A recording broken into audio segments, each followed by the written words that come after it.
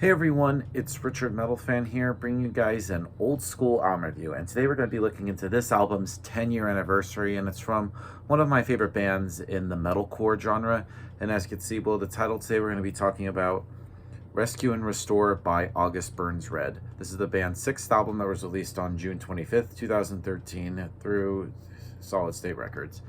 Now, I've covered August Burns Red on this channel, so I don't think I really need to go into detail. I think some people probably know who August Burns Red are. Metalcore band based out of Lancaster, Pennsylvania, been around since 2003. And this, of course, follows, well, depending on how you put this, it could either follow up 2011's Leveler or their Christmas album they came out a year prior. No, but this is actually their first album with the original material since Leveler. And with this album, I feel like it kind of continues in that same vein of Leveler, because with the first three August Burns Red albums being Thrill Seeker, Messengers, and Constellations, they definitely stick with that metalcore style. But it wasn't until Leveler that they really started to experiment and started adding to their sound while retaining what makes August Burns Red August Burns Red. Especially adding different elements like Mamba and chakas and I don't know, just weird little instruments. It really makes them stand out apart from all the other metalcore bands that came out around the time of August Burns Red. One thing to note, the production on this album is great. I feel like August Burns Red definitely knows where to fit everything in within the context of the songs. The vocals from Jake Lure. I think Jake's vocals are really powerful right here. I feel like his growls and screams just really puts a lot of depth and a lot of emotion to the singing on here, and just his vocals overall are just great. The guitar work is pretty solid. JB Brubaker and Brent Randler both come up with some really great riffs, and I think Brent comes up with some really great riffs, and of course JB comes up with some soloing. The bass tone on this album I think is probably best from Dustin Davidson, and I think Dustin's bass really just packs a punch on here. I feel like he doesn't gravitate towards flashy bass playing, but he finds ways to link what the guitars are doing with the melody and what the drums are doing with the rhythm, but in a way that's very creative. And the drumming wise, Matt Greiner, in my opinion, I think he's one of the best metal drummers going today. He just is just really amazing at what he does. So without further ado, let's dive into this album track by track. Now, starting things off is Provision, which I think is a really great way to start off this album.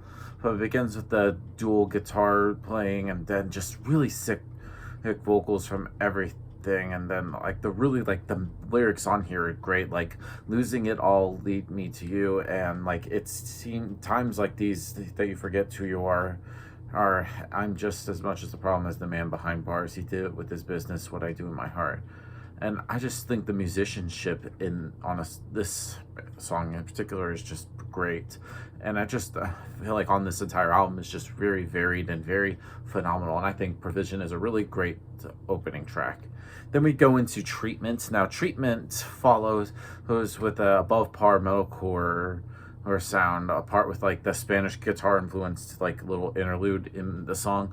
And this song takes a hard look at sort of faith, and states, "Stop telling us what happened when we die, start helping us while we're still alive." And I just think the song just really is really powerful, and it really conveys a really strong message. Next song on the album is called Spirit Breaker. Now, this song is not afraid to sort of break sort of the pace, and during the middle of the song, and just enjoy some really great somber melodies. And this is one of the key songs to look for the spoken word in the appearance, and I feel like the use of it adds a lot of variety to the song as a whole. And I just think it's a really great song.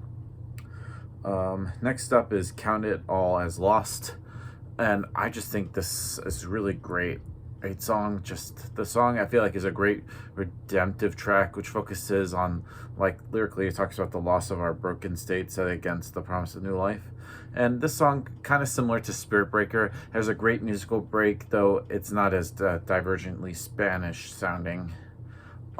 Sincerity is up next. Now, this song hits hard with some great metalcore that doesn't diverge, but still just packs a punch right in there in terms of the execution behind it. that, and I just think it's a great song. Then we get to the next song on the album, which is called Creative Captivity.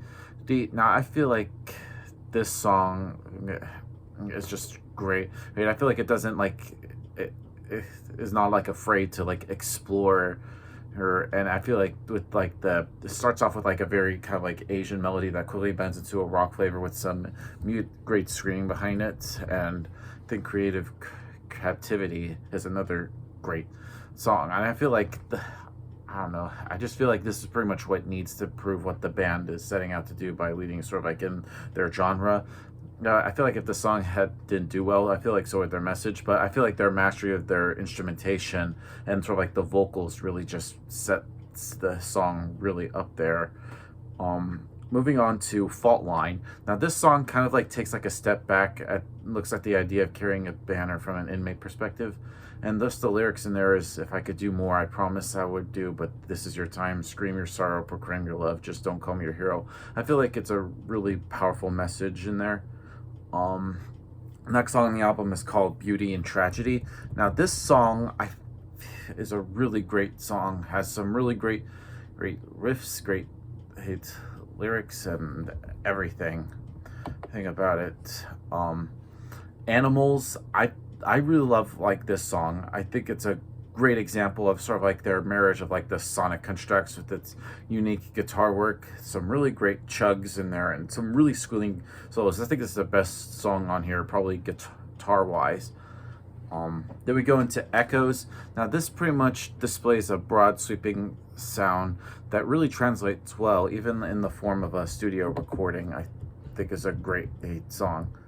And then we close things out with The First Step.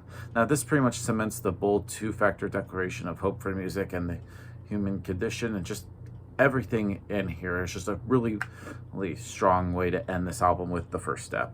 Now overall, Rescue and Restore by August Burns Red is a pretty good album, pretty good follow-up to album, and I was hoping that they would do a 10-year anniversary of this year, but I know they already did like their 20-year tour, and they did play two songs from that when I saw them, I believe, Provision and Fault Line.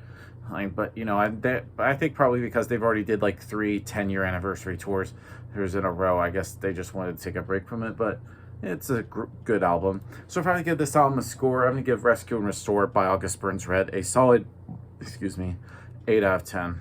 So yeah, that's my review of the album, guys. Let me know in the comments what you guys think about it, and I'll see you all in the next video. And as always, keep it metal.